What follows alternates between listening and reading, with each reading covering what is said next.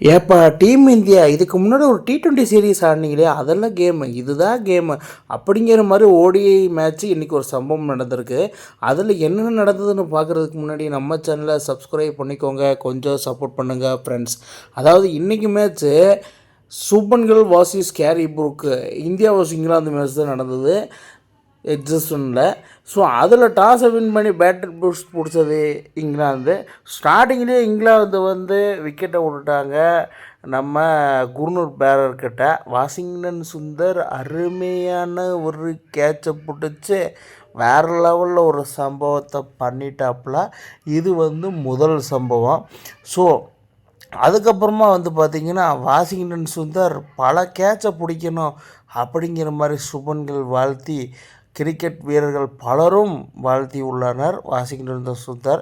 ஏன்னா வாஷிங்டன் சுந்தரை பொறுத்தவரை ஃபீல்டிங் எப்பட்டு வேறு மாதிரி இருக்கும், என்ன ஜடேஜா இடத்துல பார்க்குறாங்க. ஸோ அதுக்கப்புறம் ரொம்ப நாள் கழிச்சு, அதாவது 2 வருஷம் கழிச்சு பும்ரா இன்றைக்கி முதல் விக்கெட்டு, அதுவும் ஹேரி புரூக் எடுத்தார் பாருங்கள். அடேங்கப்பா, இதுதாயா பவுலிங்கு, இப்படி தான் நீங்கள் T20 கேமில் வீசியிருக்கணும். இப்போ நான் போட்டேன் பார்த்தியா அவுட் ஸ்டாண்டிங் டெலிவரி, அதில் கேட்ச் அவுட் ஆனார் பார்த்தியா, ஃபஸ்ட் ஷிப்பில் வச்சு தூக்குன்னா இல்லையா அப்படிங்கிற மாதிரி. Rohit Sharma he is good comeback, அருமையான கேட்சும் கூட.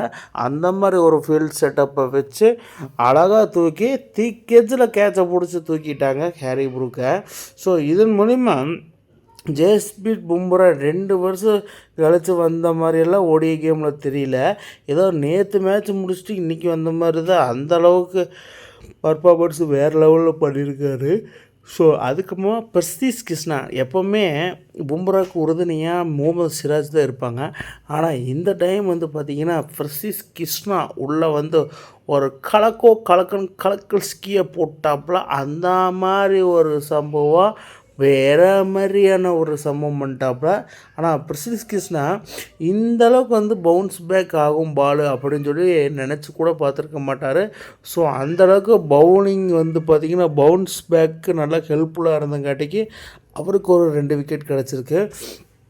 ஸோ அதுக்கப்புறமா பார்த்திங்கன்னா இந்த இடத்துல ஒரு மாசிவ் ரெஸ்பெக்ட் ஃப்ரம் சிவம் துபே. அதாவது ஹார்திக் பாண்டியா மாதிரி ஜடேஜா மாதிரி ஒரு 2 பிளேயர் இருந்த இடத்துல அந்த இடத்துல பார்த்திங்கன்னா சிவம் துபேவை ரீப்ளேஸ் பண்ணியிருக்காங்கன்னா அது எந்த அளவுக்கு கொண்டு போகும், அந்த அளவுக்கு தான் இன்றைக்கி கொண்டு போயிருக்கு. ஏன்னா குரூசியல் 107க்கு 5 விக்கெட் இருந்தப்போ திடீர்னு சிவம் துபேக்கு கொடுத்த ஓவர்லேயே 19 பாலுக்கு 20 ரன் அடித்து தரமான சம்பவங்களை பண்ணியிருக்காப்புல அப்படின்னு எதிர்பார்க்குறேங்க. சிவம் துபே சாமியாக விக்கெட் எடுத்துட்டாப்புல. ஸோ எடுத்தது மட்டும் இல்லாமல் செலிப்ரேஷன் ரோஹித் சர்மா அண்டு விராட் கோலியோட. அதாவது நீ என்னப்பா ஒரு லக்கி சாம்பா, அதாவது நீ ஃபஸ்ட் ஓவர் வீசினாலே திடீர்னு விக்கெட்டு விழுந்துருது, அது எப்படி, அதுதான் எனக்கு தெரில, that was the magic moments அப்படின்னு சொல்லிட்டு போயிட்டாப்புல. திடீர்னு என்ன அக்ஸரு எல்லோரும் விக்கெட் எடுத்துகிட்டு இருக்காங்க, ஸ்பின்னிங் டிபார்ட்மெண்ட் நீ தான், குல்தீப் யாதவ் வேறு இல்லை, நீ தான் விக்கெட் ஒரு 3-4 விக்கெட் எடுத்தாகணும் அப்படிங்கிற மாதிரி கேஎல் சொல்ல, திடீர்னு உள்ளே 3 விக்கெட்டை போட்டு கடைசி ஒரு விக்கெட் எடுத்தால் போதும் அப்படின்னு இருந்துச்ச. திடீர்னு உள்ள ஆம்பாலை போட்டு போல்ட் அவுட் ஆக்கி ஜோஸ்டாங்க விக்கெட் எடுத்துகிட்டு என்னோட சைடு 4 விக்கெட் நான் எடுத்து கொடுத்துட்டாரு அப்படிங்கிற மாதிரி அக்ஷர் பட்டேல் எடுத்து கொடுத்துட்டாப்புல. ஸோ அதுக்கப்புறமா பார்த்திங்கன்னா அக்ஷர் பட்டேல் இந்த மாதிரிலாம் வீசுவாரா அப்படிங்கிற மாதிரி எனக்கே ஷாக்கிங் அண்ட் சர்ப்ரைஸாக இருந்துச்சு. அந்த மாதிரி ஒரு சம்பவம் பண்ணிட்டாப்புல. இன்றைக்கி India versus England first ODI மேட்ச்சில் என்ன மாதிரி ஒரு கம்பேக்கு, டேங்கப்பா வேறு லெவல். இவங்க இந்த அளவுக்கு பர்ஃபார்மன்ஸ் பண்ணதுனால இந்தியா நீடர் 259 ரன்ஸ் டு வின். அதாவது இங்கிலாந்து பார்த்திங்கன்னா 47.5 ஓவரில் 258க்கு ஆல் அவுட் ஆகிட்டாங்க. இதுதான் வரலாறாவது காணாத உண்மை. ஏன்னா எட்ஜஸ்டனில் கடைசியாக 7 ஓடியில் பார்த்திங்கன்னா இங்கிலாந்து தோற்றதே இல்லை. ஸோ இன்றைக்கி தோற்றுருவாங்கன்னு தான் தோணுது ஃபஸ்ட் இன்னிங்ஸை பொறுத்தவரை. ஏன்னா 259 ஒரு டார்கெட்டாக அக்ஷர் பட்டேல் 4 விக்கெட், ஃபிசிக்ஸ் 2 விக்கெட், ஜூ ரூட் 76 ரன் அடிச்சிருந்த நாட் அவுட்டில். ஸோ 259 ரன் எடுத்தால் வின் அப்படி செகண்ட் இன்னிங் ஸ்டார்ட் பண்ண சுபன் கில் அண்ட் ரோஹித் சர்மா. ஸ்டார்டிங்கிலே ரோஹித் சர்மா தெனர்ஸ்கியை போட்டு அவுட் ஆகி இப்போ எப்படின்னு திரும்பிட்டார். தேவையே இல்லாத இடத்துல தேவையில்லாத ஒரு ஷாட் ஆடி தேவையில்லாமல் வெளியே போயிட்டார் அப்படிங்கிற மாதிரி இருந்துச்சு. பட் சுபன் கில் நல்லா ஃபீல்டு பிளேஸ்மெண்ட் செட்டப் எல்லாம் பண்ணிவிட்டு பேட்டிங்லேயும் பிளேஸ்மெண்ட் அந்த மாதிரி காமிச்சார். பட் அவர் கூட ஸ்ரேயஸ் ஐயர், அதாவது நீ கேப்டன்னா நான் வைஸ் கேப்டன், ஸோ அதனால் என்னோடய கான்ட்ரிபியூட் நல்லா கொடுக்கணும் அப்படின்னு சொல்லி ஸ்ரேயஸ் ஐயரும் செம்மையானார். பட் அந்த கேப்பில் சுபன் கில் உள்ளே பூந்து 46 பாலுக்கு 50 ரன் அடித்து அவரோட 50யை பதிவு செஞ்சுட்டாப்புல. அதாவது ரோஹித் சர்மா, விராட் கோலி 2 பேருமே இன்றைக்கி சரியான பர்ஃபார்மன்ஸ் இல்லை.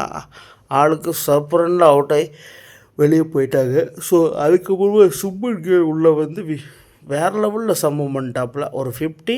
அதுக்கப்புறமா ஸ்ரேயஸ் ஐயரும் சுபன் கில்லும் 2 பேர் சேர்ந்து ஒரு பார்ட்னர்ஷிப்பை போட்டாங்க பாரு. ஏன்னா ஒரு ரோஹித்து, விராட் இவங்களை நம்பியே பல மேட்ச் ஆடும்போது திடீர்னு ஒரு பார்ட்னர்ஷிப் வேணுங்கிறப்ப போட்டாங்க சுபன் கில்லும் ஸ்ரேயஸ் ஐயரும். பட் சுபன் கில் ஒரு ஹாம்ஸ்ட்ரிங் இன்ஜுரினால வெளியே போயிட்டார்.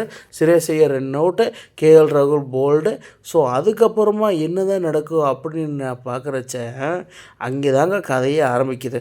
ஸோ இங்கிலாந்துக்கு ஒரு பைக் சான்ஸ் இருக்குமோ அப்படின்னு எதிர்பார்த்ததில் அக்ஷர் பட்டேலும் வாஷிங்டன் சுந்தர் போட்டாங்க பாருங்க. கடைசி வரைக்கும் பார்ட்னர்ஷிப்பு 100 ரன் பார்ட்னர்ஷிப்பை போட்டு வேறு லெவலில் சம்பவம்.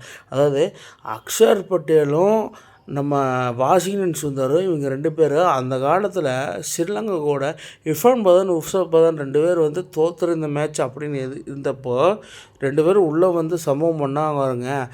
அந்த மாதிரி இன்றைக்கி சம்பவம் பண்ணிட்டார் அக்ஷர் பட்டேலும் வாஷிங்டன் சுந்தர். அக்ஷர் பட்டேல் ஒரு 50, வாஷிங்டன் சுந்தர் ஒரு 50, 2 பேரும் தலா 50 அடித்ததுனால இந்தியா 100 ரன் செஞ்சுரி பார்ட்னர்ஷிப்பு அடைஞ்சிட்டாங்க. ஸோ இவங்க 2 பேர்த்து சம்பவம் பண்ணதால் வேறு லெவலில் இந்தியா மாசிவ் விக்ட்ரியை எட்ஜ்வெஸ்டனில் பண்ணியிருக்கிறாங்க. அதாவது கடந்த 7 மேட்சாக, அதாவது ஒரு 5-6 வருஷமாக பார்த்திங்கன்னா எட்ஜஸ்ட்மெண்ட்டில் யார் வந்தாலும் சரி, வேர்ல்டில் எந்த டீம் வந்தாலும் சரி நாங்கள் வின் பண்ணிகிட்டே தான் இருப்போம் அப்படிங்கிற மாதிரி இங்கிலாந்து சவால் விட்ட இதில் சுப்மன் கில் தலைமையிலாம் இந்தியன் டீம் இன்றைக்கி போய் போட்டு எறிஞ்சிருக்காங்கன்னா என்ன மாதிரி ஒரு வரை. அதில் சுப்மன் கில் 80, அக்ஷர் பட்டேல் 65, ஸோ வாஷிங்டன் சுந்தர் 50, இந்த மாதிரி அடித்ததுனால வேறு லெவலில் தரமாக வின் பண்ணிட்டாங்க சொல்கிறேன்.